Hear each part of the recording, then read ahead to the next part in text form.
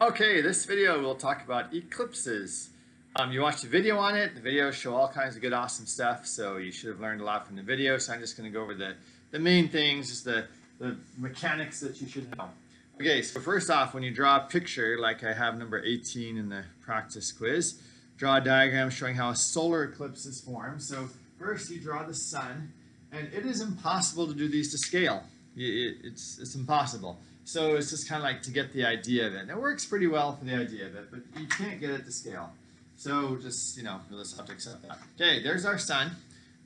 Here's the Earth, smaller, right? Not to scale. The sun is 109 Earths wide. That looks like about 2 Earths wide. Can't do it to scale.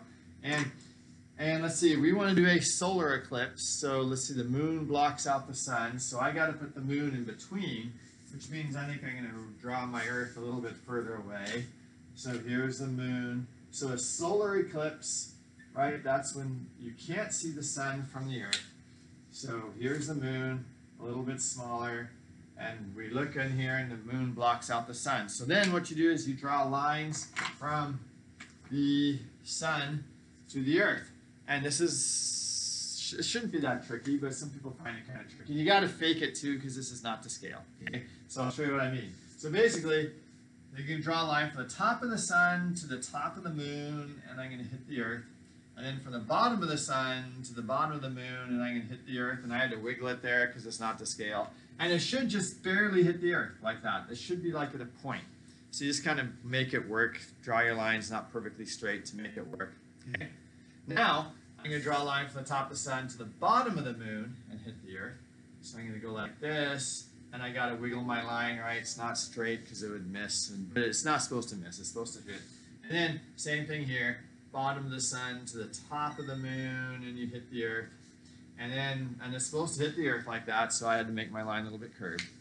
Okay, so here's the idea. If you're at this point right there, the moon completely blocks the sun. And again, it just barely does it, because the moon and the sun both happen to be about 0.5 degrees wide. Sometimes the moon we talked about is too small to block the sun. If it's at apogee, if it's at perigee, if the moon is far away, if it's at apogee, it's too small to block the sun. And you get the annular eclipse we talked about, where you get a ring around the sun. It doesn't completely block it. The moon is too small. What you want is the moon to be at perigee. You want the moon to be close, so it's bigger in the sky, and then it's bigger than the sun, and then you get maybe, like we talked about 7 minutes of totality max, of where if you're right there for 7 minutes, you can't see the sun. It gets kind of dark. It's really cool. So that's if you're right in that darkest shadow.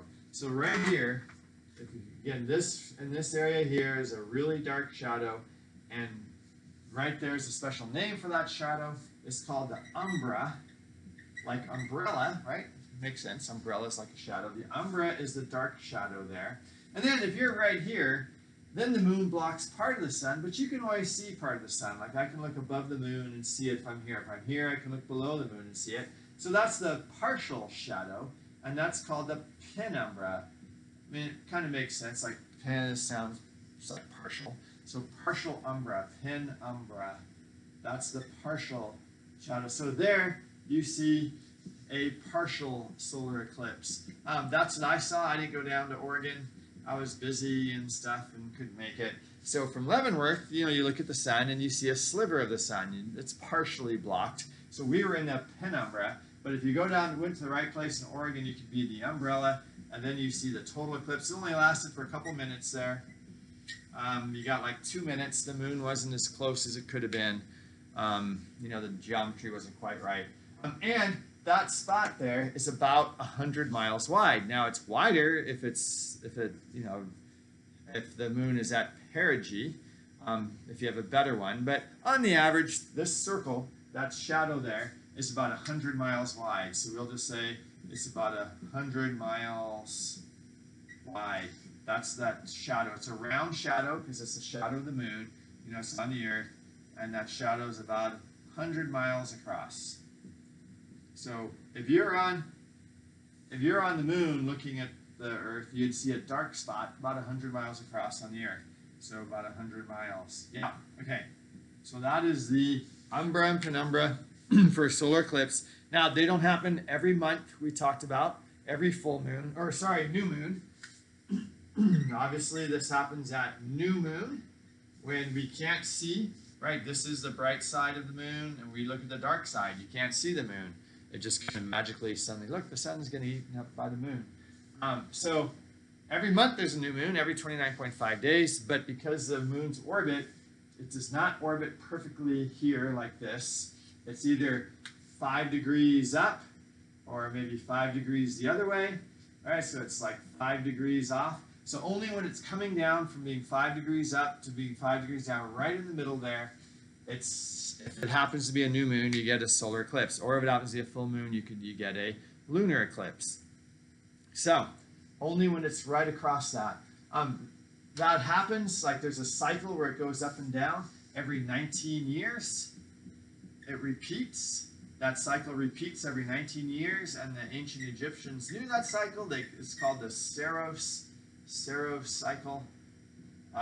And that is this 19-year cycle of eclipses where if you understand that cycle, you can predict eclipses. You can say, oh, every 19 years, oh, there's one right now. In 19 years, there's going to be another one. The problem with solar eclipses is they only happen in a certain place on the Earth.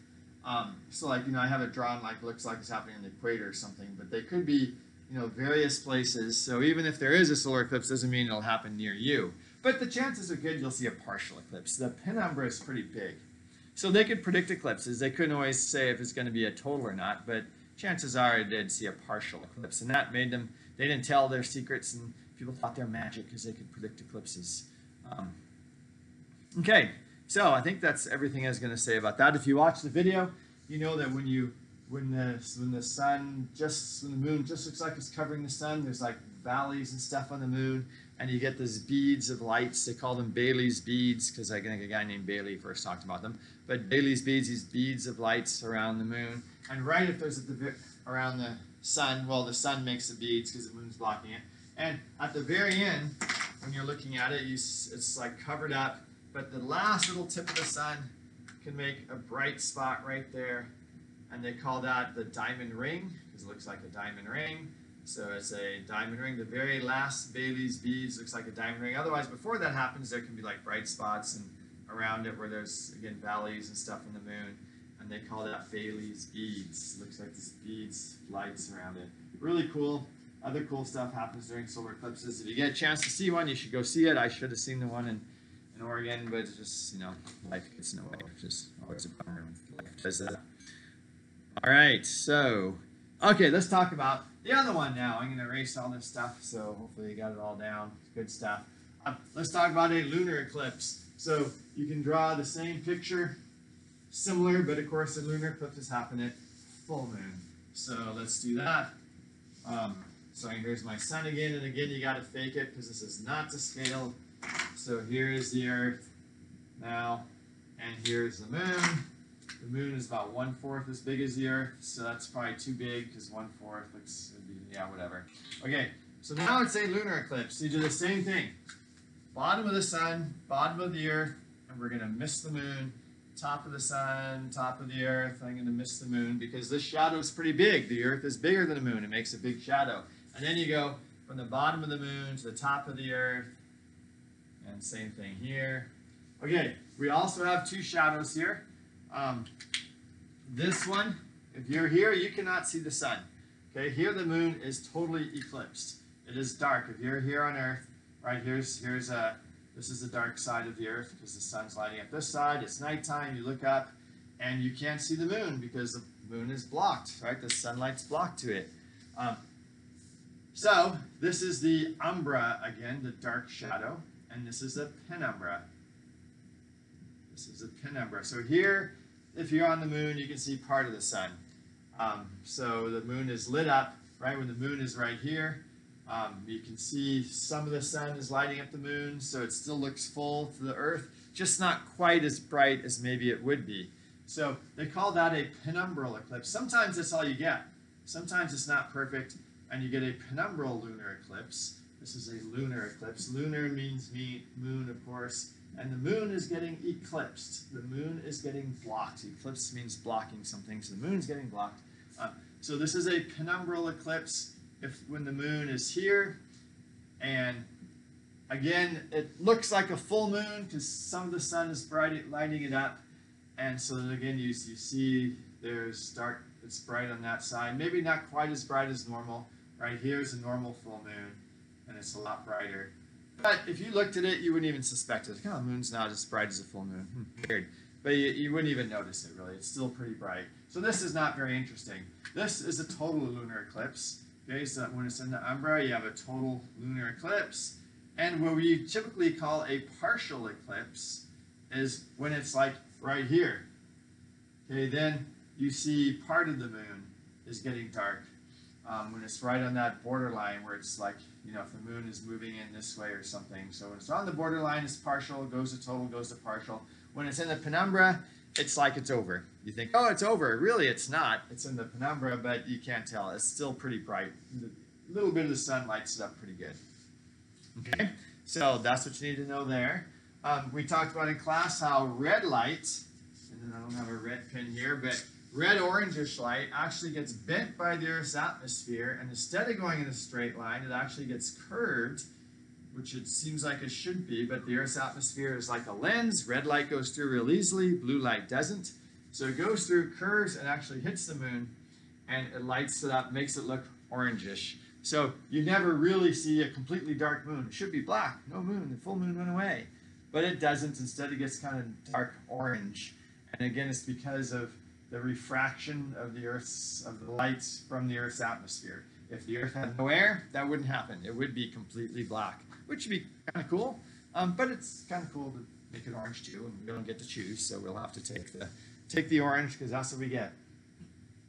Okay, that's a lunar eclipse. Again, they happen more often because it's easy for the Earth to block the moon because the Earth is big. They're easy to see because they last for hours. Okay, not just for minutes. They last for hours because, again, the Earth's shadow is big.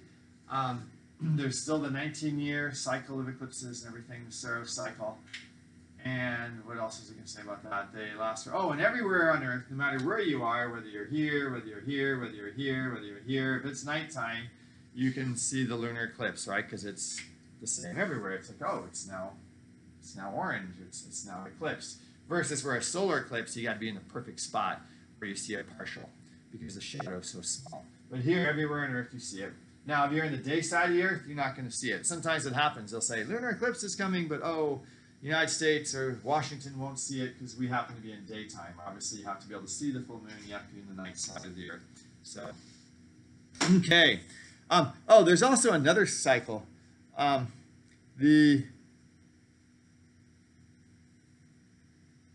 You know what? I think I was saying that wrong. Yeah, I'm looking at the list here. I always get this mixed up. Okay, the 18-year cycle is the Saros cycle. Okay, so 18-year cycle. I was saying 19. That's the other one. So 18-year cycle is the Saros cycle. And the 19-year cycle, there's this weird, they're really close. So obviously, I get them mixed up. That's called the Metonic cycle.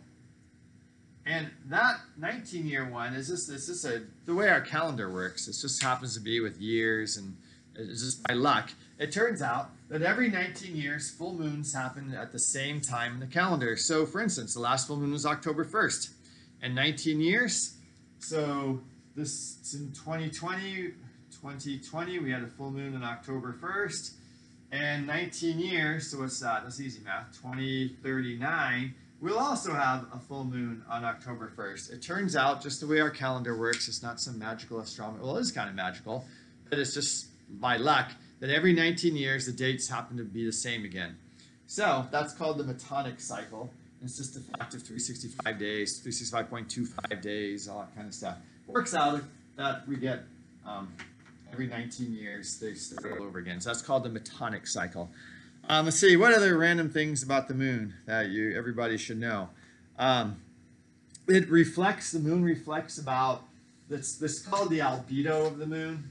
So if you look at the moon, the albedo, this word albedo is used a lot in astronomy, so that's why you should know the word. But really, the word should go away. It's stupid to have a word for it, but it's the reflectance. It's how much reflects from the moon. They should just call it the reflectance because that makes sense. Albedo, what's that? But it's a measure of how much light reflects off the moon. So if you have 100% light hits it, how much bounces off?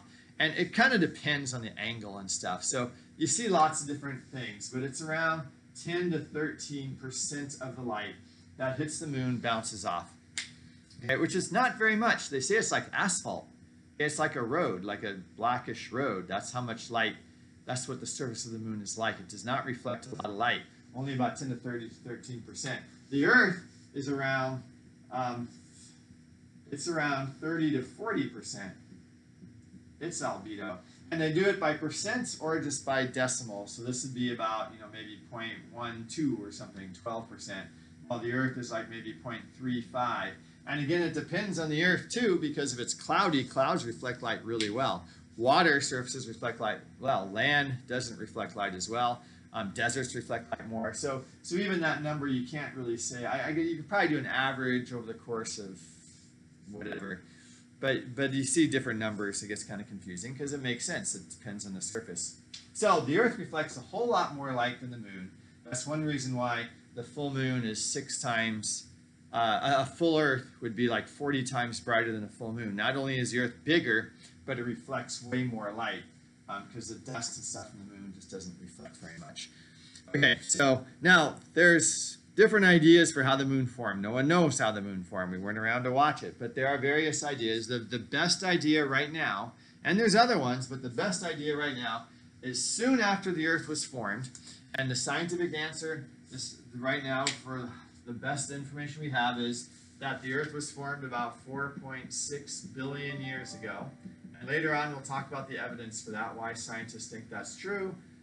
So they think not long after that, maybe 4.5 billion years ago, something really big hit the Earth, like the size of Mars, okay, something like Mars size hit the Earth. And so here we are, here's the Earth, and this big Mars thing came smashing into the Earth, and bam, hit the Earth and knocked a bunch of Earth stuff into space, which formed the moon. Yeah, and then the Mars thing became part of the Earth.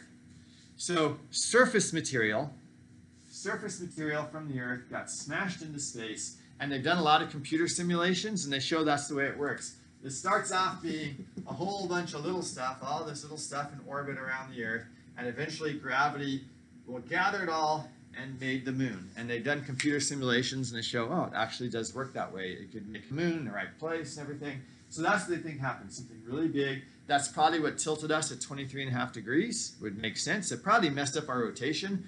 Who knows how fast we're rotating before, but they think after that happened, we're rotating at about 5-hour days. And then the moon is slowing us down, right? We talked about that already. The moon's slowing us down, so now we have 24-hour days, 20 microseconds a year. And the moon is getting further apart, the moon further away. The moon used to be about 10 times closer, about 24,000 miles. Now it's 240,000 miles. So it formed not far above the Earth. This is what they think, of course. This is the leading theory. We don't know for sure. But that's what so something big, Mars size, hit the Earth, knocked Earth stuff up in space. Now the evidence for that is that the moon is made of Earth stuff. It's like completely solid all the way through, about the same density like what the surface of the Earth is. It doesn't have the iron core and the really heavy stuff that the Earth has in the middle. It's completely looks like Earth stuff, and there's very little water. There is some, they think, but very little. So it just really makes sense. Like, how can that happen? That is, Earth material from the surface went up and made the moon. Okay, now, so the evidence again is, yeah, it's made out of Earth stuff. And they think, some people think, and it's actually kind of debatable how much it made a difference, but with different computer simulations. But it does seem that having a moon stabilizes our tilt at about 23.5 degrees. If we didn't have a moon, that tilt would change a little bit. There's different arguments over how much and everything and how much difference that would make. But it does seem like it does stabilize our tilt.